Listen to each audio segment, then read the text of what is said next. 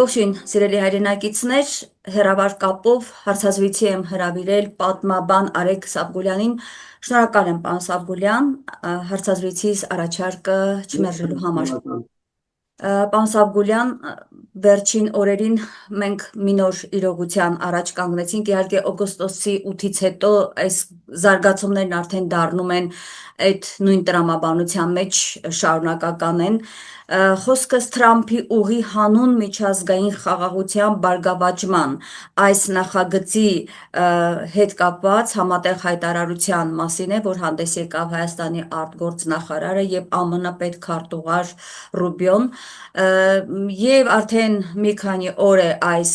թեմայի շուրջ տարբեր վերլուծաբաններ, տարբեր մասնագետներ իրենց կարծիքներն են հայտնում։ Գիտեք, խնդիրը որն է, մենք կարծես գտնվենք տարբեր իրականությունների մեջ։ Իշխանությունը իր բոլոր քայլերը անելիս դրանից հետո սկսում է ակտիվ քարոզչություն իրականացնել, որ այդ քայլը միակ փրկությունն է Հայաստանի համար, այդ քայլը միակ քայլն է, որ կարող է եւ խաղաղություն բերել, եւ տնտեսական զարգացում, եւ ինքնիշխանության հարցերը ավելի ամրապնդել եւ այլն եւ այլն։ Այս նույն քարոզչությունը նույն ակտիվությամբ շարունակվում է հիմա այս TRIP կոչվող ծրագրի հետ կապված, բայց մենք եկեք լինենք իրատես որպես մասնագետ նաև, որպես պատմաբան նաև վերլուծեք, թե ինչի հետ մենք գործ ունենք այն դեպքում, երբ որ 49 տարի նախնական ժամկետով տրամադրվել է կառուցապատման իրավունք, Հայաստանի մասնաբաժինը այդ TRIP զարգացման այդ ընկերությանը 74 կներեք, Հայաստանի մասնաբաժինը 26% է, 74-ը ամերիկյան կողմինն է, այս բոլոր փաստերը համադրելով, դուք ռիսկեր տեսնում եք, թե ոչ,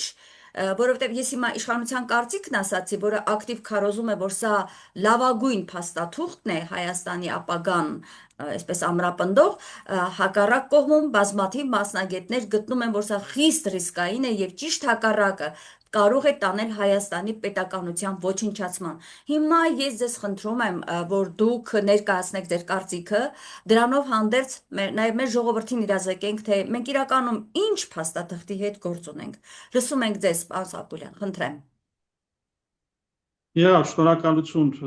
Արմինի ջան նաև մեկնաբանության համար։ Գիտեք, ներկա դրությամբ աշխարհում ընթանում է վերաբաժանման գործընթաց։ Եվ գերտերությունները մտել են արտաքնապես անկանոն բնույթ է դա կրում աշխարհի վերաբաժանման մրցավազքի մեջ։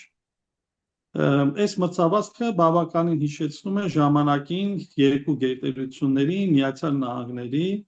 եւ Ռուսաստանի խորհրդային միության ԽՍՀՄ-ի մրցակցությունը։ Եվ այս պարագայում նաև այն առանցքը, ուժի առանցքը, որը ներկայացնում են Վաշինգտոնը, Մոսկվան եւ Պեկինը, որոշվում է գալիք ապագայում, թե ով է լինելու հիմնական ուժային կենտրոն։ Այսինքն մենք շատ դեպքերում Հայաստանի Հանրապետությունում ընթացող քաղաքական, տնտեսական, մշակութային եւ այլ գործընթացները կապում ենք ներքաղաքական հարթության եւ կոնկրետ իշխանությունների վարած քաղաքականության հետ, բայց այստեղ կա նաեւ այլ մոտեցում, այսինքն ներքին միջավայրից գնալ դեպի արտաքին եւ արտաքինից գալ դեպի ներքին միջավայր եւ իրապես կարողանալ օբյեկտիվորեն վերլուծել արկա բոլոր հանգամանքները։ Միջև TRIP-ի, այսինքն Թրամփի ուղի հանուն միջազգային խաղաղության եւ բարգավաճման այդ փաստաթղթին անդրադառնալը, ես կցանկանայի փոքր պատմական էքսկուրս անել, որպեսզի մենք հասկանանք, թե այս փաստաթղթի հետևում ում ականջներն են երևում։ Եվ հիշենք նաեւ, ուղղակի որպես նախաբան, որ որքան էլ ասում է, որ սա եռակողմ է, բայց փաստաթղթում Թրամփը որպես ԱՄՆ նախագահ ստորագրել է որպես վկա։ Նա որպես լիարժեք կողմ, եթե վերցնենք միջազգային իրավունքի դիտանկյունից, վկա է, որ երկու հանրապետություններ, Հայաստանը եւ Ադրբեջանը, ներկայացուցիչները ստորագրել են խաղաղության, համագործակցության, ճանապարհների ապաշրջապահական եւ այլն պայմանագիր։ Եվ սա խոսում է այն մասին, որ ինչ որտեղ Միացյալ Նահանգները դիտորդի կարգավիճակում են եւ նաեւ այդ պայմանագրում մի հետաքրքիր կետ կա, որ պայմանագրի մի շարք կետեր ընդհանրապես նաև ճանապարհների ապաշրջապահումը պետք է համաձայնվեն Միացյալ Նահանգների եւ երրորդ կողմը ներկայացնող երկրների հետ։ Բնականաբար ենթատեքստում երրորդ կողմի երկրների այդ ենթատեքստը ներկայացնում է Թուրքիան։ Հիմա ինչպես ասացի, փոքրիկ պատմական անդրադարձը անեմ։ Դուք հիշում եք, որ Հայաստանի Հանրապետության նախագահ Սերժ Սարգսյանի օրոք սկսեց ֆուտբոլային դիվանագիտություն։ Այդ ժամանակ Աբդուլլա Գյուլը այցելեց Հայաստան, ֆուտբոլային խաղ եղավ, դրանից հետո եղան այդ հայտնի կամ չարաբաստիկ հայ-թուրքական արձանագրությունները, որոնք եվրոպական արևմտյան կողմի ճնշման տակ իրականում ստորագրվեցին Թուրքիայի եւ Հայաստանի կողմից Շվեյցարիայում եւ հարցեր ծագում այդ արձանագրությունները ինչու Թուրքիայի ազգային ժողովի կողմից չվավերացվեցին եւ հետագայում նաեւ Հայաստանի կողմից դրանք շրջանառությունից դուրս հանվեցին։ Իմ խորին համոզմամբ դա ոչ թե թուրքական օրակարգն էր այդ շրջանում,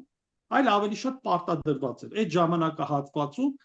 Եվրոպան կամ Արևմուտքը ցանկանում էր տեսնել այդ երկու պետությունների մեջ խաղաղություն, որը ուներ բազմաթիվ ենթաշերտեր, բայց չեմ ուզում ծավալվեմ, որտեղ այսօրվա մեր թեման դա չի։ Ուղղակի ես ուզում եմ բացեմ փակագծը։ Դրանից հետո գիտեք, որ տեղի ունեցավ նույն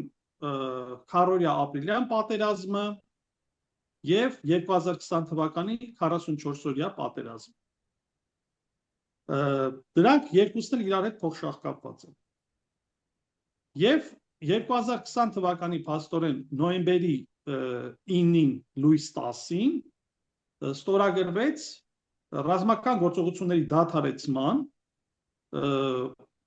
համաձայնագիրը կամ հռչակագիրը, որը հայտնի է կապիտուլյացիոն պայմանագիր անվամբ։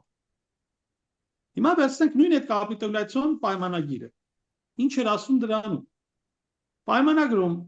ավելի շատ Հայաստանը ստանձնում էր պարտավորվածություն, այնտեղ նշվում էին հստակ ժամկետներ, թե նոյեմբերի մինչև 20-ը պետք է հանձնվի Աղդամը ադրբեջանական վերահսկողությանը, Քարավաճառը, Քելբաջարը, Բերձորը, Լաչինը եւ հետագայում Հայաստանի եւ Արցախի միջև նոր ուղի պետք է որոշվեր։ Անվտանգության խնդիրը երկու կողմերի միջև դրվում էր ռուսական խաղաղապահ զորքերի վրա, որոնք 5 տարով պետք է մնային, բայց հիշենք, որ 2023 թվականին Արցախը հայաթափվեց եւ դրանից հետո ռուսական զորքերի մնալը ընդհանրապես իմաստ չուներ, որովհետեւ ում անվտանգությունը պետք է պահեն, որ դատարկ տարածքը չի պաշտպանելու։ Եվ այս պարագայում այդ համաձայնագրում կամ այսպես ասած ռազմական գործողությունների դադարեցման փաստաթղթում հստակ նշված էր, որ Հայաստանը փաստացի պետք է ապահովի Ադրբեջանի Հանրապետության եւ Նախիջևանի ինքնավար հանրապետության միջև տրանսպորտային ուղու անվտանգությունը, ոչ բառացի եմ ասում, կոնկրետ Նախիջևանի արևմտյան սահմանների նաեւ անվտանգությունը։ Եվ ամեն ինչ անի, որպեսզի այդ երկու միավորները, պետական միավորները կարողանան իրար հետ խաղաղ փոխհամագործակցեն կամ տնտեսական կապեր հաստատեն։ Հիմա այս պարագայում մենք տեսնում ենք, որ այդտեղ իհարկե նախատեսված է նաև ռազմագերիների փոխանակում եւ այլն եւ այլն։ Հիմա 2020 թվականի նոյեմբերի 10-ին այդ կնքված համաձայնագիրը, որը հիշում եք նաև COVID-ի խառաշրջանն էր եւ այդ շրջանում Արցախյան 44-օրյա պատերազմը դարձավ առաջին ռազմական կոնֆլիկտը COVID-ի ժամանակաշրջանում կամ պայմանական հետ-COVID-յան շրջանում, չնայած COVID-ը դեռ չէր ամբողջությամբ այսպես ասած ավարտվել։ Եվ Ամերիկան էլ նաև իր ներքին քաղաքական process-ների մեջ էր մխրճված։ Եվ փաստացի դա չճանաչեց, միջազգային հանրությունը այդ փաստաթուղթը չճանաչեց։ Դրանից հետո փաստորեն Թրամփի երկրորդ կառավարման շրջանում սկսվեց նոր մրցավազք աշխարհի վերաբաժանման հետ կապված։ Եվ այս լույսի ներքո ամերիկյան կողմից պարտադրվեց, որ փաստացի պետքա վերանայվի այն փաստաթուղթը, որը ստորագրվել է նոյեմբերի 10-ին։ Արդյունքում այդ ժամանակահատվածում Արցախը հայաթափվեց։ Այն ռազմագերիներին, որ պիտի Ադրբեջանը մեզ հանձներ, մի մասին ճանաչեց որպես ահաբեկիչներ եւ Արցախի բարձրաստիճան պաշտոնյաները, ներառյալ 3 նախագահները, պետնախարար նախկին Ռուբեն Վարդանյանը, գեներալիտետից ներկայացուցիչներ, միջև հիմա գտնվում են Բաքվի բանտում։ Եվ Ադրբեջանի կողմից չկա որևէ ռեալ քայլ կամ ցանկություն, որպեսզի այս մարդկանց ազատ արձակել։ Այսինքն մենք կարող ենք անընդհատ փաստաթղթեր ստորագրել, մեր նախորդ հանդիպման ժամանակ ես ասեցի։ Այսինքն նույնը թրիփում հղումը տրվում է Ալմաթայի հռչակագրին, հա, եւ ասում է, որ կողմերը պետք է հավատարիմ մնան նաեւ Ալմաթային, բայց նույն Ալմաթայում ինչ է ասվում։ Միջազգային իրավունքին հայտնի նորմերն է ամրագրված, ինքնիշխանության հավասարություն, ինքնորոշում, միմյանց տարածքային ամբողջականության եւ սուվերենության ճանաչում, եւ հետաքրքիրն այն է, որ նույն փաստաթղթում ամրագրված է փոքր ազգերի, ազգային փոքրամասնությունների իրավունքների եւ ինքնորոշման իրավունքի ճանաչումը։ Ընդհանրապես միջազգային իրավունքի մեջ այդ երկու հակասող դրույթը կա՝ տարածքային ամբողջականություն եւ ազգային ինքնորոշում։ Նույնը հայ-թուրքական արձանագրությունների մեջ նշվում էր, որ պետք է Հայաստանը ճանաչի Ադրբեջանի տարածքային ամբողջականությունը։ Ալմաթայի հռչակագիրը երբ որ ստորագրվում էր եւ այն ուժի մեջ մտավ 1991 թվականի դեկտեմբերի 21-ին, մենք արդեն բանը ռազմական կոնֆլիկտի մեջ ենք 1988 թվականից սկսած, որը տևեց մինչև 1994 թվականը։ Այսինքն եթե հիմք ենք վերցնում այդ փաստաթուղթը, այդ ժամանակ հրապարակումից հետո պետք է երկու կողմերը բանակցեն եւ ռազմական գործողությունները դադարեցվեն։ Եվ Հայաստանը այդ ժամանակաշրջանում պետք է ճանաչեր հաստորեն Ադրբեջանի տարածքային ամբողջականություն։ Հիմա այս պարագայում, եթե մենք վերլուծում ենք այս բոլոր փաստաթղթերը, թե Հայաստանին կոնկրետ գալիս է թրիփին, ինչ օգուտ կարող է տալ։ Փաստացի վիճահարույց է նաև այն հանգամանքը, որ այդ ճանապարհի վերահսկողությունը դրվում է նաև Միացյալ Նահանգների վրա եւ նաև խոսք է գնում, որ այդ աշխատանքները, ճանապարհի շահագործումը կարող է իրականացնել ոչ թե պետական, այլ Միացյալ Նահանգների կողմից ներկայացող որևէ մասնավոր կազմակերպություն։ Եվ չի բացառում, որ այդ մասնավոր կազմակերպության բաժնետերը 51% բաժնեմասը պատկանի Թուրքիայի Հանրապետությանը կամ Թուրքիայի Հանրապետությունը ներկայացնող որևէ մասնավոր դեմքի։ Այս պարագայում Հայաստանում տնտեսական այն շահը, որ իշխանությունները փորձում են մեզ մատուցել, որ կոպիտ ասած կարելի է հանգիստ բազմոցին նստել եւ միայն այդ մաքսային վճարներից Հայաստանի Հանրապետության բյուջե հսկայական գումար կգա, իրականությունը չի համապատասխանում։ Որովհետեւ եթե մենք վերցնենք, դա բավականին փոքր հատված է։ Այստեղ ավելի շատ քաղաքական է խնդիրը եւ Ադրբեջանը ու Թուրքիան շահագրգռված են ունենալ ուղիղ ցամաքային ուղիղ կապ եւ այդ ցամաքային ուղիղ կապը ժամանակի ընթացքում ինչպես ցանկանում Ադրբեջանի Հանրապետությունը եւ Ադրբեջանի նախագահի բերանից 2025 թվականի օգոստոսի 8-ից ստորագրած Թրամփի բանը ուղուց թրիփից հետո մենք չենք լսել Թրամփի ուղի եզրը։ Այսինքն հայկական կողմը ասում է Թրամփի ուղի, ադրբեջանական կողմը դրա անունը դրել է Զանգեզուրի միջանցք։ Եվ առիթը բաց չեն թողնում թե միջազգային հանրության մոտ, թե ներքին լսարանին ուղղելով Զանգեզուրի միջանցք եզրը, այսինքն դա են օգտագործում հիմնական։ Այս պարագայում էլ որքան հայկական կողմը բարձրաձայնում է, որ Ադրբեջանը հավատարիմ մնա Թրամփի ուղու հռչակագրի տրամաբանությանը, մենք չենք տեսնում դա, որովհետև գիտեք ինչ, մենք ցանկանում ենք, որ խաղաղություն լինի, արժանապատիվ խաղաղություն լինի, Բայց այն քայլերը, որը Ադրբեջանն է անում, հա, Հայաստանը հռչակում է Արևմտյան Ադրբեջան, հայտարարում է, որ Զանգեզուրը եւ Սևանալիճը իրենց տերմինաբանությամբ Գյոյչան հանդիսանում է Ադրբեջանի անկախտելի մասը, որը Հայաստանի Հանրապետության սուվերեն տարածքի մեջ է մտնում։ Ներկայությամբ Ադրբեջանը գրավել է Հայաստանի Հանրապետության սուվերեն տարածքից 20,000 հեկտար։ Ապրիլյան պատերազմին հիշում եք 800 հեկտար ազատագրված տարածքից կորցվել էր եւ բանի թիրախ սարքեցին, ասեցին Սերժ Սարգսյանը 800 հեկտար կորցրել է եւ այլն, ներկա իշխանությունները, որը ժամանակին ընդդիմություն էին, առավոտից իրիկուն թմկահարում էին, որ Սերժ Սարգսյանը կորցրել է 800 հեկտար։ Լավ, Սերժ Սարգսյանը ընդունենք այդ ժամանակաշրջանում Հայաստանի Հանրապետությունը, այսպես ասեմ, հավաքական կառավարությունը կամ իշխանությունը կորցրել էր 800 հեկտար, բայց դուք այսօր 20,000 հեկտար զիջել եք Հայաստանի Հանրապետության սուվերեն տարածքից, որը ընդհանրապես կապ չունի Հայաստանի եւ Ադրբեջանի միջև սահմանազատման գործընթացի հետ։ Ընդհանրապես կապ չունի։ Այսինքն, եթե մենք գնում ենք խաղաղության ճանապարհով, Ադրբեջանը կարող է իր զորքերը հետ քաշել այդ տարածքից, որը կոնկրետ ճանաչված է Հայաստանի Հանրապետության սուվերեն տարածք։ Իհարկե կարող է, բայց չի ուզում։ Իսկ ինչի չի ուզում, որովհետև Հայաստանի Հանրապետության վրա օր-օրի Ադրբեջանի եւ Թուրքիայի կողմից ճնշումը ավելի է սաստանում, որպեսզի հնարավորինս Հայաստանը գնա զիջումների։ Բացի այդ Թրիփի պայմանագրից կնքումից հետո Ադրբեջանի նախագահը հստակ հայտարարեց, որ վերջնական խաղաղության պայմանագրի ստորագրման համար Հայաստանը ունի կատարելու մի շարք քայլեր, այսպես ասած, ճակերտել տնային առաջադրանքներ, որոնք են դրանք։ Հայաստանի Հանրապետության սահմանադրության փոփոխությունը։ Ակնհայտ իրենք հայտարարում են, որ տեսնում են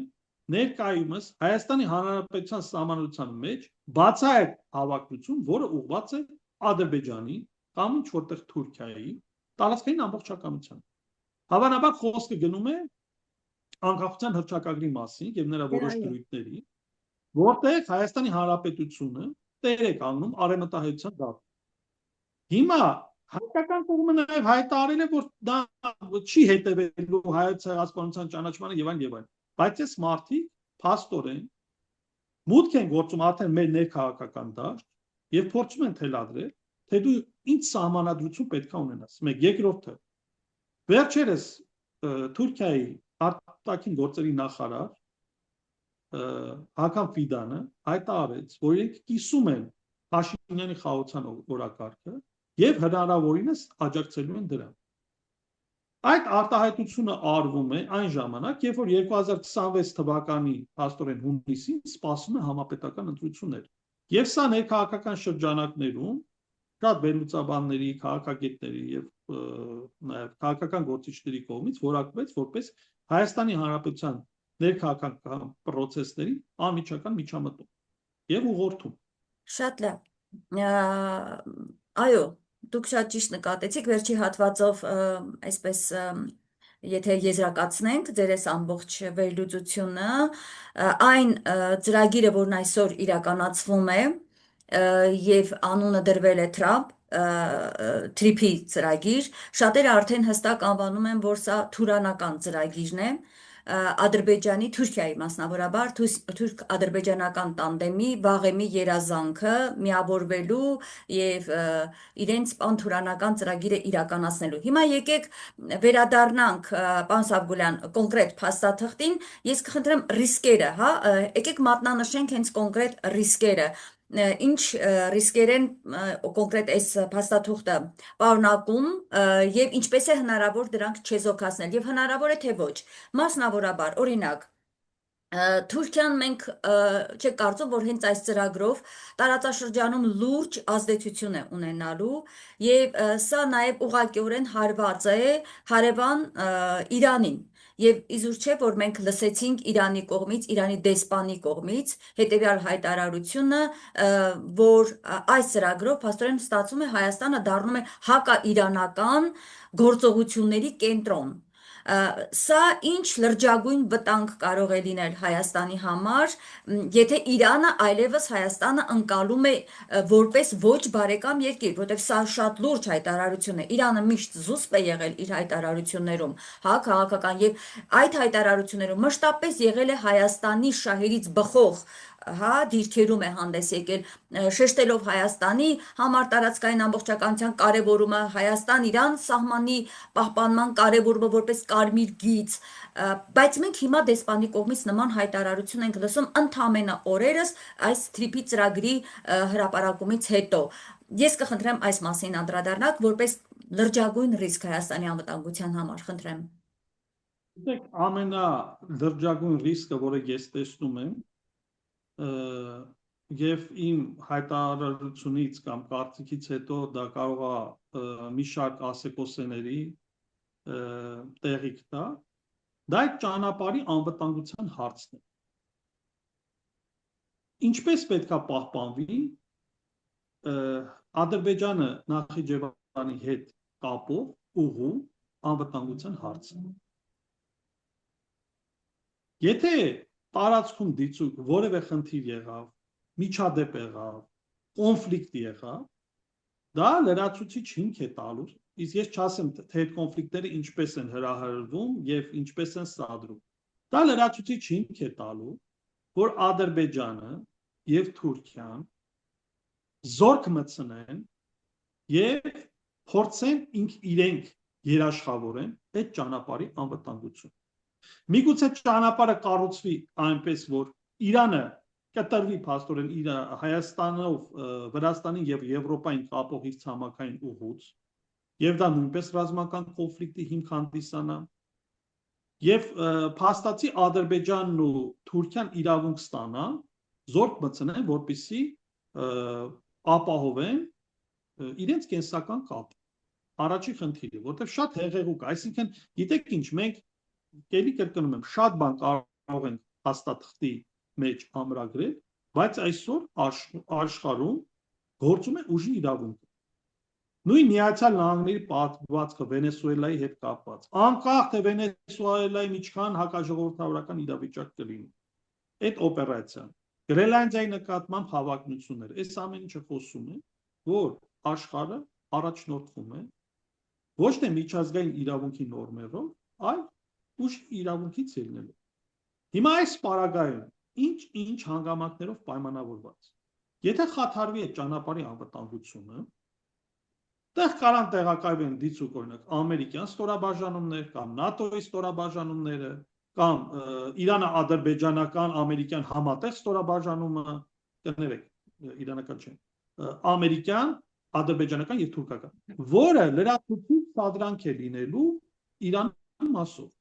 Գիտեք ինչ, Իրանը եւ ոչ մի պետություն չի կարող Հայաստանի շահերը Իրանից վերդասել։ Եթե Իրանը հայտնվեց մեկուսացման օղակի մեջ, նա կարող է նաեւ հարվածել նույն Հայաստանի տարածքին, որտեղ կոնկրետ այս բոլոր նախազգուշացումները հող են նախապատրաստում նշելու, որ եթե դուք փակելու եք այդ ճանապարհը եւ անտեսելու եք տարածաշրջանում Իրանի շահ, Իրանը պատրաստ է գնալու ռազմական գործողությունների։ Եվ ամենավատ սցենարը, որը ես կարող եմ կանխատեսել, եթե այս խաղաղության պայմանագիրը հոդս ցնդի, դուք պատկերացեք մի իրավիճակ, երբ Արարատյան դաշտավայրի հատվածում մտնում է թուրքական զորքը, Գյումրիի ռուսական բազան շարժում է Երևանը պաշտպանելու, ադրբեջանական զորքը եւ Նախիջևանում տեղակայված զորամիավորումները մտնում են Սյունիք, նաեւ մտնում են Գեղարքունիքի հատված, որտեղ Գեղարքունիքի հատվածում այնքան են իրենք առաջացել, որ իրենց հենակետերից պարզ երևում է Սևանա լիճը։ Ես 2024 թվականին մասնակցել եմ զորավարժությունների եւ հստակ տեսել եմ, թե ադրբեջանցիները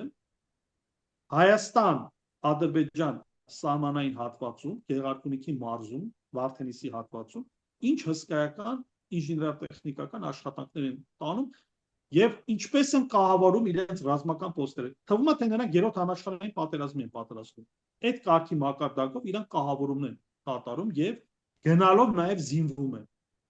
Հիմա այս պարագայում մենք ապավինենք մի փաստաթղթի, որի կողմը հանդիսացել է ամերիկյան կողմը, որը այսօր ամենաակտիվ նախաձեռնող է աշխարհի վերաբաժանման գործընթացում, եւ ասեն, գիտեք ինչ, սա խաղաղություն է բերում, դա հասնում աբսուրդի ժանրից է։ Եվ կարևորագույն մի հարցադրում էլ էլի։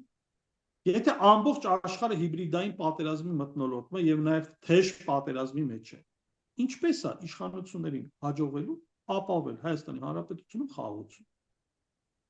Ամեն մի ճանապարհ, որ տարածաշրջանային դերակատարներին դու զիջես ամենաառավելագույնը։ Տարածք հայրենիքի 1/3-ը իդեմս Արցախի եւ ազատագրված տարածքների զիջվեց։ Այսօր ուրիշ բան է աշխարհը պահանջում։ Այսօր ասում է դու պետք է զիջես քո ազգային ինքնությունը։ Եվ հիբրիդային պատերազմը սկսված հայ առաքելական եկեղեցու դեմ։ Դուք նշում եք տնտեսական շահի խնդիրը կամ անվտանգության խնդիրը։ Այսօր Հայաստանում լրջագույն խնդիրը դա մեր ազգային ինքնության խնդիրն է։ Եվ եթե հանկարծակի Աստված ոչ անի, այս իշխանությունը վերարտադրվեց 2040 թվականին Հայաստանի Հանրապետության սունում ապրող բնակչությունը ընդամենը հիշելու է, որ իրենց նախնիները հայեր են եղել։ Որովհետև այսօր այդ իրական Հայաստանի գաղափարախոսությունը, որը տանում է, սա է հիբրիդային պատերազմի մի մաս է հանդիսանում եւ կոնկրետ ուղղված է մեր պետականությանը։ Ինչն է մեզ պետություն դարձնում, ինչն է մեզ ազգային պետություն դարձնում։ Եթե դու խաչ ես դնում հայրենիքի, արևմտյան Հայաստանի, ցեղասպանության հիմնախնդրի, Սփյուռքի եւ մնացած հասկացությունների վրա, նշանակում է դու դառնում ես անդեմ, ամով եւ ես չունեցող պետություն։ Այո, կարող է նույն 1915 թվականի ցեղասպանության դեպքերը Հայաստանի Հանրապետությունում չլինեն։ Որտեղ դրա կարիք էլ չի լինի։ Որտեղ դու քո ազգային ինքնության համար հրաժարվում ես պայքարը։ Եթե դու դառնում ես անդեմ զանգված, դա լրիվ համապատասխանում է Թուրքիայի այսօրվա շահերին։ Ինչ են ասում Թուրքին ու ադրբեջանցիները։ Մենք կանենք առևտուր։ Այս իշխանությունները թութակի պես նույնը կրկնում են։ Էժան դիզվառելի կներբուծեն։ Էժան ապրանքներ Թուրքիայից հոսանք կմեծանա։ Այո, տնտեսական առումով Հայաստանի Հանրապետությունը կարող է շահավետ լինել։ Բայց ինչու՞։ քաղաքական Բայց ինչու, երբ որ տնտեսապես կկլանի ամբողջ մեր տնտեսությունը կկլանվի Թուրքիայի եւ Ադրբեջանի կողմից, դրա շահը ո՞րն է, որ կփոշիանա եղած մեր արտադրությունները, հա, այսինքն հիմա դες շահը շատ պայմանական էր ասված։ Գիտեք ինչ, մեր պետությունը վիճակագրությամբ է առաջնորդվում։ Վերցնում է ազգային վիճակագրական ծառայության տվյալները եւ ասում է, գիտեք ինչ, օրինակի համար պայմանական եմ ասում, Թուրքիայի դիվանագիտական հարաբերություններ չկա, բայց կա ապրանքաշրջանառության բանը, վիճակագրություն։ Առաջ ենթադրենք, ընդունենք պայմանական $100 միլիոն, հիմա դա հասել է 2 կամ 5 միլիարդ $։ Իրանք սա կարան ներկայացնեն, որ սա տնտեսապես օգուտ ալինելու էժան դիզվառելի, չնայած Պարսկաստանից նույնը կարան եւ էժան գազ բերեն եւ ավելի էժան դիզվառելի։ Ժամանակին էլ նաև Եվրոպայից էին առնում դիզվառելիքը եւ բենզինը, ասում են ինչու է Եվրոպայից թանկ առնում, ասում են դա քաղաքականություն է։ Խորհրդային միության մեջ էլ կար այս տրամաբանությունը, այնքան հացահատիկ ինչքան մնում էր ձյան տակ, այդքան չափով գնում են Կանադայից, դա քաղաքականություն։ Հիմա Հայաստանի Հանրապետությունը ինչ պետք է անի։ Այս հարաբերփոխ աշխարհում փորձի տարածաշրջանային բոլոր դերակատարները այդ լեզու գտնի։ Իդեպ մենք բաց թողեցինք նաև Ռուսաստանի պահը։ Եթե կարելի է այստեղ, այո, դա չենք բաց թողել, դա ես առանձին ուզում եմ այսպես ընդհանուր հարցի մեջ չտանել, էլի, որտեղ դա շատ կարևոր ուղղություն է։ Այստեղ մի բան եւս ճշտենք, ամբողջ խնդիրը ո՞րն է, պարոն Սարգսյան, որ մեր ժողովուրդը այս ծրագիրը, այսինքն ժողովրդին մատուցում է իշխանությունը այս ծրագիրը, որպես միակ փրկություն Հայաստանի համար, որը կբերի անվտանգություն, կբերի տնտեսական, սոցիալական առաջընթաց, զարգացում եւ այլն, մենք պետք է հատ-հատ բացատրենք մեր ժողովրդին իրական ռիսկերը։ Այդ դուք անվտանգային ռիսկերը բերեցիք նաև Իրանի հետ կապված, հա։ Մենք պետք է բացատրենք մեր ժողովրդին, դուք ասում եք չի լինի ցեղասպանություն, ինչպես եղավ 15 թվականին, դե չի լինի, որովհետև ձեռքերը պարզած բոլոր հարցերին Այո, ասում եմ կարող է եւ չլինել, Հա, բայց ես ուզում եմ այստեղ մենք շատ լուրջ զգուշացում անենք մեր ժողովրդին, ինչ է նշանակում 300,000 ադրբեջանցիների արկայություն Հայաստանում։ Սա արդեն ցեղասպանական գործողությունների բազմաթիվ սադրանքների ականատես ենք մենք լինելու, վկան Սիրիայում տեղի ունեցողը, չէ՞։ Մեր աչքի առաջ տեղի ունենում, թե ինչ սադրանքներ են անում, մարդկանց են սպանում, բռնաբարություններ, սպանություններ, թալան, այսինքն մենք այդպես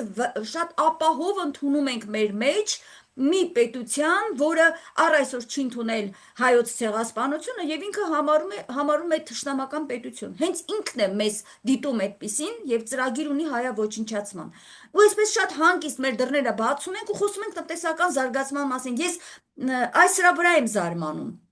որ մեր տնտեսագետները նստած մանրակրկիտ վերլուծում են ինչ շահեր կունենանք, բայց նախ եւ առաջ մենք հասկանանք մեր ինքնությունը, մեր ինքնիշխանությունը մնալու է թե չէ։ Եթե թուրքը դուռը բացում է ու մտնում է մեր տուն, հետևանքը ինչ է լինելու, սա պարզ, շատ պարզ, առանց խորքային վերլուծությունների կարծում հայ մարդուն պետք է ներկայացնել։ Ինչը որ համաձայն չեք, որ անհրաժեշտ չափով չի անում մեր ընդդիմությունը, որովհետև եթե այդ բաները հասնի հայ մարդը լավ գիտի ինչ է նշանակում Թուրքի հետ բարեկամությունը։ Պարզապես պետք է նորից վերհիշեցնել պատմական դասերը, ինչը պատմաբանները նաև կարծում շատ լավ պիտի անեք։ Եվ հիմա հենց այս համատեքստում դուք որպես ռիսկ տեսնում եք, օրինակ Սյունիքը կարող է 1 օր, եթե իհարկե դեռ չեն տվել, կամ Մեղրին, եթե իհարկե դեռ չի տրված, որովհետև Արևը ակնարկում է, որ մենք ունենք պայմանավորվածություններ, ադրբեջանական կողմը անդադ խոսում ինչ որ բանավոր պայմանավորվածություններից, իսկ գուցե արդեն հանձնված են, մեր հայրենիքը հանձնված է, ու մենք այսպես խոսում ենք ինչ որ մի միջանցքի կամ ինչ որ ճանապարհի մասին, թե դրա անունը ինչ է, այլևս կարևորել չէ։ Եթե հանձնել է, խնդիրը սա է, պարոն Սարգսյան։ Հիմա մենք պիտի մեր ժողովրդին ասենք,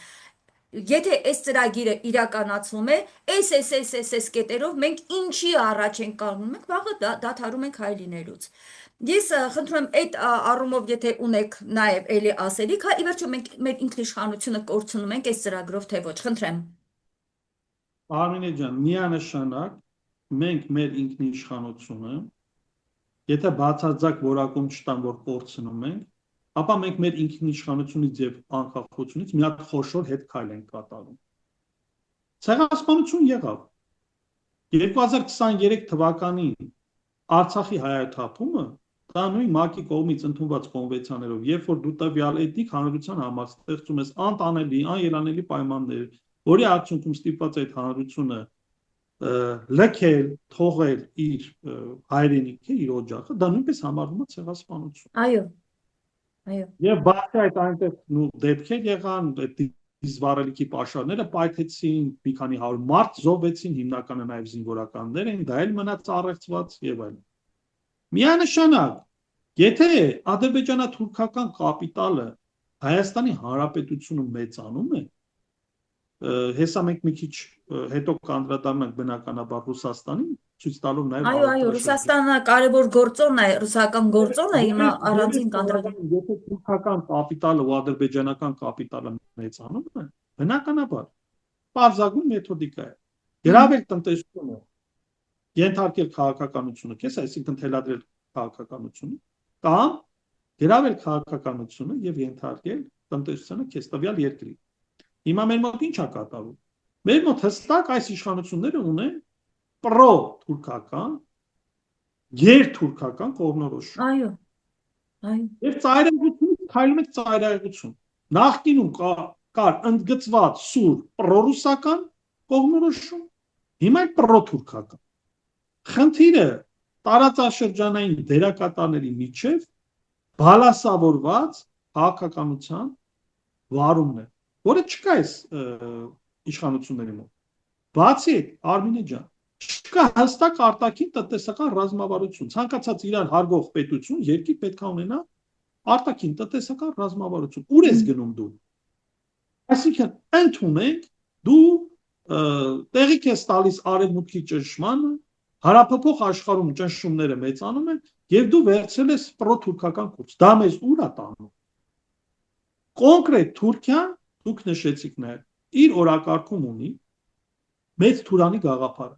Ստեղ մի քիչ խնդիր կա Արմինե ջան, նայեք, օրինակ մեծ Թուրանի գաղափարը ինչ է, ինքը խնդիր է դնում թուրքական աշխարհի վերամիավորում։ Իդեպ դա կենտրոնորեն հարվածում է նաև Չինաստանի շահերին, որտեղ այդ ույգուրական էթնիկ հատվածը, որը մոտ 100 միլիոնից անցնում է, իրանք համարում են էթնիկապես թուրք։ Եվ եթե այդ մեծ Թուրանի ծրագիրը ստեղծվում է, իրականում այսպես ասած ստեղծվի այդ պետությունը, դա ոչ պակաս Ռուսաստանի կամ Չինաստանի պես մի հատ գերհզոր պետություն է դառնում, գերտերություն է դառնում։ Ես չեմ կարծում, որ աշխարհի վերլուծաբանները կամ գերտերությունները չեն հասկանում նաև այդ պետության ստեղծման ռիսկը իրենց համար։ Օրինակ նույն Իսրայելը, որ տարածաշրջանային հավակնություններ ունի մերձավոր արևելքում թիվ 1-ը լինելու, արդյոք թույլ կտա, որ այդ գաղափարը լինի։ Բայց ստացվում է, որ կոնկրետ Հայաստանի Հանրապետության պարագային ոնց որ ընդհանուր ստվերային միջազգային կոնսենսուսի են եկել դերակատարների մեծ մասը։ Եվ եթե ասում են, որ կոնկրետ Հայաստանը հանձնվում է Թուրքիայի հովանավորությանը, որովհետև այսօր նայեք, Թուրքիան ինչ գործառույթ է կատարում, ինչի է Ռուսաստանը շատ դեպքերում Թուրքիայի հետ գնում փոխզիջումների, որտեղ վախենում է թուրքական ճակատը բացվելուց։ Այո։ Ռուսաստանի նման գերհսկատերությունը մի ոտքը շահկապված է ռուս-ուկրաինական պատերազմում եւ նա սարսափում է, որ թուրքական ճակատը բացվի։ Եվ այս առումով Ռուսաստանի դաշնությունը Կովկասում վարում է թուրքերի հետ փոխհամագործակցելու իմիտացիոն քաղաքականություն։ Ով է ասել, որ Ռուսաստանը շահագրգիռ է, որ պետք է Կովկասը զիջի Թուրքիային։ Բայց դա հարկադրված է միջև ուկրաինական ճգնաժամի ավարտը։ Եվ եթե հանգարցակի բացվի թուրքական ճակատը եւ ՆԱՏՕ-ին մենք գիտենք ամենահսկայական բանակը եւ զինված ուժեր ունեն թուրքերը, բացի է ՆԱՏՕ-ին կռվողը թուրքերն են լինելու։ Դժվար թե ֆրանսիական կամ բրիտանական կամ չգիտեմ այլ ստորաբաժանումները գան հասնեն տեղ։ Կոնկրետ այդ առաքելությունը, ինչպես նույնը տեսանք Սիրիայում բաժանման process-ում, դրվել է թուրքերի վրա։ Եվ այս պարագայում Հայաստանի Հանրապետությունը ոտնատակ կանգնելու։ Մեր ժողովուրդի գոյությունը իրոք վտանգված է, բայց նայեք, առաջին իմպուլսը, առաջին ազդակը, որը մենք մեր ժողովրդին պետք է ուղղենք, դա այսօր Թավշյա ցեղասպանությունն է։ Թավիշների կառավարության կողմից իրականացնող Թավշյա ցեղասպանությունն է, որը նույն Թավշյա Չակերտյալ հեղափոխության կամ իշխանափոխության ձեռագրի շարունակությունն է։ Այսինքն, ինչ են անում իրանք։ Թուրքիայի հետ բանակցում են, ասում են մեզ տվեք ժամանակ, որպեսզի մենք մեր ժողովրդի հետ աշխատենք, արմատախիլ անենք վրեժխնդրության, ցեղասպանության, արևմտյան Հայաստանի եւ այլ գաղափարները, բերեք նրանց այն կոպիտ եմ ասում, էթնիկ բույսի կարգավիճակին, որպեսզի նրանց մեջ ոչ մի էմոցիա չխոսա։ Ոնց որ մեր պաշտոնյաներից մեկը ազգային անվտանգության խորհրդի քարտուղարը հայտարարեց, որ մենք պետք է կարող է բառացի չհիշեմ, խոսքը գնում էր նույն Մասիսի մասին, որը նյարդային ցնցումներ առաջացնում Ադրբեջանի մոտ, ասում է, որ մենք այնպիսի քայլեր պետք է չձեռնարկենք, այնպիսի սիմվոլներ չօգտագործենք, որպիսի հարևանների մոտ ցնցումներ չլինի։ Այսինքն դու կարող ես բանը քո հայրը մասնակցած լինի Արցախյան պատերազմին, իր նկարը փակցնես Մասիսի կողքին տանը, եւ դա ցնցումներ առաջացնի Ադրբեջանի կամ Թուրքիայի մոտ։ Եվ նրանք պարտադրեն, որ գիտես ինչ, դու պետք է հրաժարվես քո խորհրդանիշներից, եւ դա լինում է այդ մշակութային ցեղասպանության ծրագրի շրջանակներում։ Այո, դա Հայաստանի գաղափարախոսությունն է, որտեղ ասել եմ անցած անգամ, բացարձակ ոչ մի տող չկա Սփյուռքի մասին։ Եվ խոսում է այլի շահի, հանգստության, խաղաղության, խոսում է, որ մեր ազգը ավելի շատ է տրվել ողբերգությանը եւ այլն, այսինքն մի հատ վարդագույն երազի մատրիցա են ուզում հյուսեն, որտեղ ապահովելու են բնակության մինիմալ պահանջները սնվելու, եւ իդեպ այդ հարցում էլ այդքան շահագրգռված չենք, մենք տեսնում ենք ներքաղաքական իմաստով ինչպիսի ցինիկական վերաբերմունք կա նույն տարեցների երկրորդակառույցների նկատմամբ, երբ որ խոսքը գնում է օրինակի համար թոշակների 50% բարձրացման կամ սոցփաթեթների հետ կապված, ինչ ասում է իշխանությունը, բարձ ասում է թող ծերերը գնան աշխատեն, թող բիզնես հիմնեն։ Այսինքն նման ցինիկական վերաբերմունք կա եւ միևնույն ժամանակ պետ բյուջեից իրանց ասկաբաշխարում Բարձրավճարներ, այո։ Բայց ո՞նց է քաղաքական բան։ Կոնկրետ խնդիրը հետևյալն է։ Այսօր Հայաստանի Հանրապետության բնակչության ուղղությամբ իրականացվում է ծրագրավորված հիբրիդային քաղաքականություն, որի գործիքակազմի մասն է կազմում Թավշյա ցեղասպանությունը, որի գաղափարախոսությունը իրական Հայաստան փաստաթուղթն է, որը իհարկե ազգային ժողովում չի ընդունվել, բայց եթե իրանք վերարտադրեն, հնարավոր է նաև այս փաստաթուղթ ընդունեն, արդեն կառավարության գլուխը Նիկոլ Փաշինյանը երկ է գրել իրական Հայաստանի հետ կապած, հիմն է գրել, այսինքն իրանք ստեղծում են նոր կեղծ սիմվոլիկա, որի շրջանակներում Հայաստանը իրեն թոթափելու է տարբեր տարատեսակ, պատմաքաղաքական, քաղաքակրթական բարդություններից Թուրքիայի եւ Ադրբեջանի հանրապետությունների հետ շփվելիս։ Եվ եթե դուք նկատակ ունեք, ինքը ավելի վարժ եւ ավելի ինքնավստահ է զգում թուրքական առաջնորդների եւ ադրբեջանցիների հետ հանդիպան ժամանակ, քան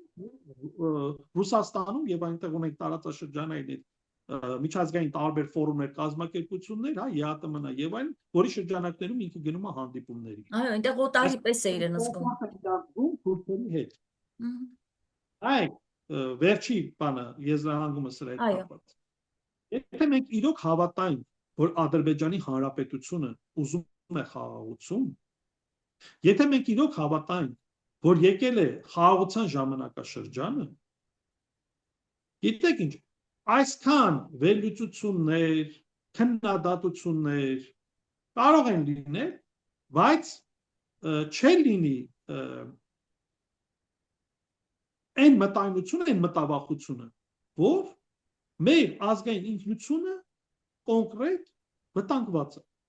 Եվ ամեն քայլափոխը այս տնտեսական հարաբերությունների ենթատեքստը շատ արագ դուրս է գալիս։ Զիջեք ձեր ազգային ինքնությունը, զիջեք ձեր սահմանադրությունը, զիջեք ձեր պատմությունը, զիջեք ձեր քաղաքակրթությունը։ Ադրբեջանը ունի ընդամենը 100 տարվա պատմություն, 108 տարվա պատմություն,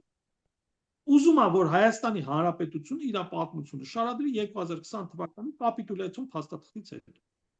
Այսինքն մենք ունենք 6 տարվա պատմություն։ Էս է իրանց նպատակը։ Պարոն Սաբգուլյան, այնքան դիպուկ նկարագրեցիք, ինչի համար շատ շնորհակալ եմ, Թավշյա ցեղասպանություն, ես նաև գրի առա, հա, Հայաստանի դեմ, փաստորեն քաղաքացիական պայմանագրի ձեռքով, որի գաղափարախոսությունը իրական Հայաստանն է։ Սա շատ ամեն ինչ ասվում է, ամեն ինչ ասված է այս բառերի մեջ։ Հիմա ես ուզում եմ, որ եզրափակենք նաև մեր հարցազրույցը, անդրադառնալով, իհարկե դուք որոշ չափով արդեն խոսեցիք Ռուսաստանի հետ կապված, բայց հարցս հետևյալ ձևով եմ ուզում նաև տալ։ Թուրքիան ակնհայտորեն կանգնած է ՔՊ-ական իշխանության եւ անձամբ հենց Փաշինյանի մասին հայտարարեց Հական Ֆիդանը օրեր առաջ, որ իրենք եւ կիսում են նրա քաղաքականությունը եւ պատրաստ են նաեւ պաշտպանելու սպասվող ընտրություններում։ Եվրամիությունը կանգնած է Նիկոլ Փաշինյանի կողքին իր 1.5 ինչքան 15 կներեք 15 միլիոն հա եվրոյով այո 15 միլիոն եվրոյով հատկացեցին, որպեսզի այս իշխանությունները գալի համապետական ընտրություններին պայքարեն հիբրիդային պատերազմի։ Ահա, վերջ, եթե այդ հիբրիդային պատերազմն ինչ է, կարելի է առանձին մի թեմայով խոսել հասկանալու համար, թե ում դեմ են պայքարում, որտեղ ումը չի ասվում։ Դա Ռուսաստանն է, թե ներքին ընդդիմադիր ուժերն են, սա էլ հələ մի կողմ թողնենք, ես ուզում եմ հարցս հետևյալը տամ։ Միացյալ Նահանգներն էլ այո պաշտպանում է Նիկոլ Փաշինյանին։ Պարոն Սաբգուլյան, հիմա մենք ազգային ուժերը հայ ժողովուրդը, որը ոտատակ է գնում ՔՊ-ի այս ծրագրերով, դե բերվել են դրսից, որպեսզի իրականացնեն այս ծրագրերը, նաև Բոլթոնին հիշենք, հա, ասում են կարծրատիպերը ջարդեք, որպեսզի այդ համագործակցությունը, բարեկամությունը, այսպես ասած, թուրքերի հետ ստացվի։ Հիմա ինչ պիտի մենք անենք, ազգային ուժերը, մենք պետք է մեր թիկունքին ունենանք այլ գերտերություններ, որոնց շահերին համընկնում է հայկական շահը։ Իսկ այդպիսի մարդիկ էլ կան, եւ անհատներ կան աշխարհում, հայտնի դեմքեր, եւ կարծում եմ ուժային կենտրոններ կլինեն եւ պետություններ, ինչու ոչ նաեւ տարածաշրջանում հայտնի գերտերության մասին եմ նաև ակնարկում, Ռուսաստանի մասին ակնարկը որն է, բաց ասենք, Ռուսաստանը կարող է լինել հայ ազգային ուժերի թիկունքին, ես հիմա այսպես բաց ասում եմ, հա, չթաքցնենք, փակագծեր չդնենք, եթե իրենք Թուրքիային են դարձրել, ԿՊ-ն Փաշինյանը Թուրքիային դարձրել է իր քաղաքական թիկունքը, ուրեմն մենք պետք է հասկանանք, որ պետությունը կարող է հակադարձել եւ որ պետությունը կարող է լինել հայկական ազգային ուժերի թիկունքին։ Գուցե պետք է արդեն խոսենք բարձրաձայն այդ մասին։ Դա կարող է լինել Իրանը, կարող է գուցե լինել Չինաստանը, գուցե Հնդկաստանը եւ ի վերջո բարեկամ Ռուսաստանը, մենք պետք է խոսենք այս մասին, որտեղ գիտեք ինչն է խնդիրը, սա էլ ասեմ ու լսեմ ձեզ։ Երբ որ մենք խոսում ենք ռուսական կողմի օգնության, օժանդակության եւ այլնի հետ կապված, միանգամից ասում են մեր ինքնիշխանությունը։ Իսկ եթե իրենք Թուրքիային են բերում Հայաստանի տերը դարձնելու, այդտեղ մենք իրավունք չունենք ասելու, որ դուք ոչնչացնում եք հայի տեսակը։ Ուրեմն մենք պետք է ապավինենք, ստիպված ենք ապավինելու աշխարհի այն ուժերին եւ կամ ուժային կենտրոններին, որոնց շահերը համընկնում են, քիչ թե շատ ասենք իրենց ձեռնտու չէ, որ Հայաստան պետությունը այստեղ վերանա, հայ տեսակը ոչնչանա, իրենց ձեռնտու չէ, այդպեսին կան, չէ, ի վերջո թվածս պետություններին հաստատ ձեռնտու չի լինելու, բայց պետք է աշխատել։ Հիմա չեք կարծում, որ հրապարակա պետք է դա ասել, քաղաքական ուժերն էլ դա պետք է ասեն եւ հստակ աշխատանք տարվի իշա մեր փրկության։ Մենք այդ արդեն իրավիճակում ենք հայտնվել։ Խնդրեմ ձեր դիտարկումը նաեւ ռուսական կողմի հետ կապված։ Խնդրեմ։ Գիտեք, Հայաստանի Հանրապետությունը 2020 թվականի այդ կապիտուլյացիոն պայմանագրից հետո միջազգային ասպարեզում բավականին իր դիրքերը զիջեց։ Եվ կարելի ասել, որ այդ գերտերությունների փոխշփումների ընթացքում մեր պետությունը ավելի շատ հայտնվել է ինչ-որ լուսանցքային միջավայրում։ Կուլիսների հետևում ամեն ինչ որոշում են, վերջում Հայաստանին հրավիրում են ստորագրությունը դնի ինչ-որ փաստաթղթի վրա։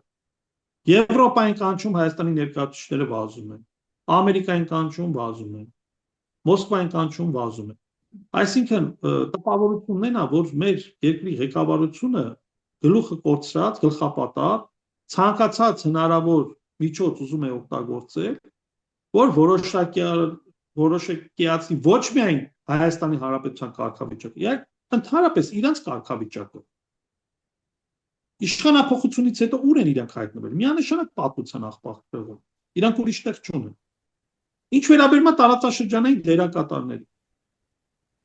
Գիտեք, ընդհանրապես Տիգրան Մեծի որդի Արտավազդի շրջանը համարվում է Հայաստանի մեծ հայքի, Հայաստանի, ուզում եմ ասել Հայաստանի Հանրապետության կառավարման ոսկե դարաշրջանը, երբ որ հստակ հավասարակշռվում էր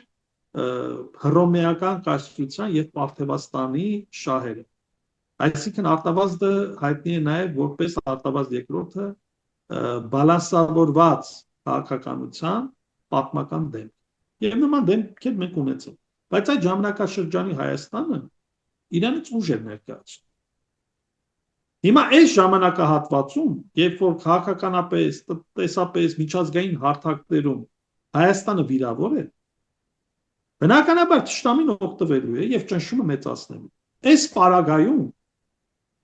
գերպրոթուրքական ուղղություն վերցնելը եւ մենակ այդ ուղղությամբ գնալը նույն քաղաքական անկախատեսելի հետևանքներն է ունենալու։ Եթե մենք տարածաշրջանում ընտրենք որևէ դերակատար, լինի դա Իրանը, Ռուսաստանը, մի քիչ ավելի հեռու Չինաստանը։ Այո, բնականաբար այսօր Ռուսաստանի ազդեցությունը Հայաստանում մեծ է, բայց պետք է օբյեկտիվ ճշմարտություն ասել նաեւ։ Ապրիլյան քարորիա պատերազմից հետո եւ 44 օրյայից հետո մեր հանրության մեջ բավականին մեծ փոփոխություն է գնացել դեպի Ռուսաստանը։ Այսինքն այն հավատը որ կար, որ Ռուսաստանը մեր ռազմավարական դաշնակիցն է, դա լրջագույնս ցնցվել է։ Եվ Ռուսաստանի կողմից պաշտոնյաները, երբ որ հայտարարություններ են անում, ասում են ժողովուրդը պետք է կողմնորոշվի, մասնավորապես Սերգեյ Լավրովը իր վերջին կոնֆերանսի ժամանակ ասաց, որ ժողովուրդը պետք է որոշի, ինքը մնում է ԵԱՏՄ-ում, թե գնում է Եվրամիությունում, որտեղ երկուսը համատեղել չի լինի։ Տնտեսական տարբեր հստակ հարց դրեց, կողմնորոշվել։ Տարբեր աշխարհաքաղաքական ուղղությունները։ Չէ՞ որ, եթե դու գնում ես Եվրամիություն, դու գնում ես դեպի ՆԱՏՕ։ Այո։ Դա այսինքն առաջի աստիճանը Եվրամիությունն է, իդեպ դրա հետ կապված անցած տարի մի հատ մեկ էջանոց օրենք ընդունեց այս բանը ազգային ժողովը, մեկ էջ, որ ըստ որի ասում է, որ մենք վերցնում ենք քաղաքական կուրսը դեպի Եվրամիություն։ Դա ընդհանրապես մի այլ թեմա է, թե արդյոք Եվրամիությունը ձեզ սպասում է, թե ոչ։ Թուրքիան տասնյակ տարիներ փորձում է։ Վրաստանը արդեն 20 քանի տարի է փորձում է մտնի։ Եվ բացի այդ Հայաստանին Եվրամիությունը հնարավորություն ընձեռել էր, մոտ 10 տարի տրվել էր Հայաստանի ժամանակ, որպեսզի հայկական ապրանքները բերվեն եվրոպական ստանդարտների։ Բայց այդ 10 տարվա ընթացքում ոչ մի այլ փոփոխություն չեղավ։ Ընդամենը Հայաստանում արտադրված այն ապրանքները համարում էր, եթե 70%-ը հայկական ծագում ունի, թույլ էին տալիս առանց լուրջ վերահսկողության մտնել եվրոպական շուկա։ Հիմա այս պարագայում պետք է տանեն հավասարակշռված քաղաքականություն, բայց Հայաստանի Հանրապետության իշխանությունները Արցախի կորստից հետո լեգիտիմ չեն, բարոյապես լեգիտիմ չեն։ Խնդիրը նաև ստեղ է։ Այսինքն ոչ միայն քաղաքական լեգիտիմության հարցն է, այլև բարոյական լեգիտիմության հարցն է։ Եվ պատմության մեջ կարելի է մի քանի դեպք հիշել կամ չհիշել, որ պարտված իշխանությունը շարունակում է կառավարել եւ ավելի փորձ է անում վերարտադրվել եւ բնականաբար այս հանգամանքը պետք է դիտել հիբրիդային պատերազմի շրջանակներում, թե բնակչության ուղղությամբ քարոզչական ինչ տեսակի ահաբեկչություն է տեղի ունենում, մասնավորապես օգտագործելու խաղաղության օրակարգը։ Մենք չլինենք, լինելու է պատերազմ։ Այսօր այս իշխանությունները շանտաժի լեզվով են խոսում։ Եթե Ռուսաստանը պաշտպանելու է այստեղ ազգային ինչ-որ ուժերի, լինելու է ռևանշիստական տրամադրություններ։ Այս ենթատեքստը նույնպես բարձրացնում է։ Այսինքն նորից կոնֆլիկտը հրահրվելու է։ Դիցուք ընդունենք Ռուսաստանի դաշտությունը աջակցում է տարածքում որևէ ազգային ուժի եւ իշխանափոխությունից հետո ռուս-ուկրաինական պատերազմի ավարտից հետո կարող է տարածաշրջանում հրահրվել ռևանշիստական տրամադրություններ Արցախը հետ բերելու։ Իրանց ընկալմամբ եմ ասում ռևանշիստական։ Ես Արցախը համարում եմ մեր պատմական անկախտելի մասը, որը մենք գիտենք, թե ինչ պայմաններում ԽՍՀՄ-ում հայտնվեց Ադրբեջանի կազմում։ Ստալինի որոշմամբ։ Այսինքն այս պարագան էլ արդյոք միջազգայինորեն այդ որոշումը հիմքեր ուներ, թե չէ, երբ որ մեկ գրչի հարվածով Արցախը կտրվեց եւ միացվեց Ադրբեջանին։ Այս պարագայում ուղղակի ամփոփեմ այո Հայաստանը պետք է փորձի անկախ նույնիսկ այս իշխանությունները ինչ է ներկայացնում կամ ինչով են առաջնորդվում համենայն դեպս իրանք ապրում են Հայաստանի Հանրապետության տարածքում գլոբալ կատակլիզմներից քաղաքական խուսափելու համար պետք է փորձեն գտնել լեզու տարածաշրջանի բոլոր դերակատարների հետ։ Ես կարծում եմ սա առողջ տրամաբանության շրջանակներում է, որը իհարկե իրանք դրան չեն հետևելու։ Իրենք այսօր հստակ ընտրել են կուրս եւ մտածում են, որ իրանք վերարտադրման միակ հաղթաթուղթը այսօր Թուրքիայի եւ Ադրբեջանի հետ ամուր տնտեսական կապերի պահպանումն է եւ այդ հիմքով ժողովրդի ներշնչելը, որ իրենց գոյությամբ երաշխավորված է մշտնջենական եւ երկարատև խաղաղություն եւ գալիք համապետական ընտրություններին ընտրեք քաղաքացիական պայմանագիր կուսակցությանը, որը երաշխավորելու է տարածաշրջանում անվտանգություն։ Պատկերացնում եք։ Հայաստանի Հանրապետությունը չէր կարողանում երաշխավորել Արցախի անվտանգությունը, Արցախի բնակչության անվտանգությունը, իշխանությունը նկատում է, բայց ինքը կարողանում է երաշխավորել Հայաստանի Հանրապետության անվտանգությունը։ Եվ վերջում ասեմ նաև այդ մասը, որ Հայաստանի Հանրապետության իշխանություններից ոչ խաղաղությունն է կախված, ոչ պատերազմ։ Եթե իրենք ունենային որոշում կայացնելու, որոշում ընդունելու հնարավորությունը, ես կարծում եմ, այսօր ամբողջական իշխանական խունտայով չէին վազելու թուրք պաշտոնյաների հետևից եւ ինչպես վերջերս Հայաստանի Հանրապետության նախագահը շնորհակալություն հայտնեց Ադրբեջանի նախագահին ու անհասկանալի է թե ինչի անընդհատ ինքը շնորհակալություն հայտնում եւ նաեւ մոռանում որ Հայաստանի Հանրապետության Սահմանադրության պետության գլուխը ինքն է եւ խոսակցության մեջ նշում է որ երկրի ղեկավար Նիկոլ Փաշինյանը չունենք մենք Սահմանադրության կետ որի համաձայն Նիկոլ Փաշինյանը երկրի ղեկավարն է դա կառավարության գլուխ այսքան Շնորհակալ եմ, պարոն Սավգորյան, ուղղակի որպես ավարտի եւ նաեւ ամփոփում ձեր այդ դիտարկումը, որ եթե իրենք կարողանային չէին վազի Թուրքիային, կարծում եմ հակառակ պարագան է, ձեր ամբողջ նաեւ վերլուծությունը հենց դա է ցույց տալիս, որ այս մարդիկ ոչ թե վազում են, որովհետեւ չունեն տարբերակ, վազում են, որովհետեւ այնտեղից ֆինանսավորվել են, այնտեղի հոսքերով Թավշյա հեղափոխությունն է Հայաստանում իրականացվել եւ դրա մասին բազմաթիվ անգամ ասվում է, այսինքն իրենք եկել են թուրքական ծրագիր իրականացնելու, ոչ թե իրենք անգամ բարդ իրավիճակում են գտնվում, որ ճար չունեն, ստիպված են դիմում թուրքերին, ոչ, իրենք եկել են հստակ թուրքական ծրագիր են իրականացնում, այդ ֆոնի մեջ իրենք խաղեր են տալիս, թե ռուսական կողմի հետ տպավորություն իբր ստեղծելով, թե Ռուսաստանի հետ են ուզում հարաբերությունները կարգավորել, բայց այդ բոլորը մենք արդեն 8 տարի տեսնում ենք բլեֆ է, բարի բուն իմաստով, որովհետև Փաշինյանը գնում է Պուտինի հետ այնտեղ այնպես է խոսում իբր թե շատ բարեկամ, լավ հարաբերություններ են, հետ է գալիս կոնկրետ քայլեր է, գործողություններ է առնում, որոնք ուղղակիորեն հակառուսական դաշտում են եւ այստեղ արդեն բավական է, բացահայտ ակնհայտ է, որ մանիպուլացնում են։ Այսինքն սրանք ոչ թե աշխարհ քաղաքական իրավիճակի անճարությունից է, որ դարձել են թուրքամետ, այլ սրանք թուրքամետ գործիչներ են։ Իրենց կենսագրությամբ, իրենց ամբողջ անցած ուղով եւ կատարած քայլերով։ Սա պիտի հստակ լինի մեր ժողովրդին, որովհետեւ երբեմն ես լսում եմ ժողովրդի հետ այսպես զրույցներում, հարցազրույցներում, հարցումներում, որ ասում են՝ «Բա դե ինչ անեն, ճար չունեն»։ Չէ, իրենք են ստեղծել այս իրավիճակը, իրենք եկել են Հայաստանը թուրքական դաշտ տեղափոխելու համար եւ դուք նաեւ ձեր մտքում դա հստակ ասացիք։ Եթե կա ավելացում, մի հատ կարճ դիտարկում խնդրեմ։ է Այո։ Վերջերս Պաշտպանության նախկին նախարար Արշակ Կարապետյանը, որը նշանակվել է Պաշտպանության նախարար Նիկոլ Փաշինյանի կաբինետում, կառավարության իհարկե, անդամ է, եւ նաեւ հետագայում դարձավ Նիկոլ Փաշինյանի խորհրդական, հանդես է եկել հայտարարությամբ, որ ինքը ունի փաստաթուղթ, որով ապացուցվում է, որ Նիկոլ Փաշինյանը հանդիսանում է օտար երկրյա գործակալ, օտար երկրյա ազդեցության գործակալ։ Եվ ոչ միայն Նիկոլ Փաշինյանը, այլև նրա մի շատ համախոհն։ Նաև մի քանի տարի առաջ Սերժ Սարգսյանը նույնպես հայտարարեց, որ ինքը ունի փաստաթղթեր, որոնց պարագայում, եթե նա հրապարակեց, Նիկոլ Փաշինյանը հայտնվելու է մեղմ ասած շատ վատ եւ ծանր իրավիճակում, ոչ բառացեմ ասում։ Իմ հորդորն այն է, որ նախկին բոլոր պաշտոնյաները բարձրաստիճան, լինեն նախագահներ, նախարարներ, անվտանգության աշխատակիցներ, որոնք ունեն համապատասխան փաստաթղթեր, որոնք լույս կարող են սփռել իրականությանը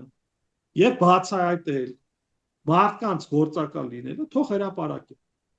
Ոչ թե դրա մասին խոսեն, նախազգուշացնեն, այլ ուղղակի այդ փաստաթղթերը հրապարակեն։ Եվ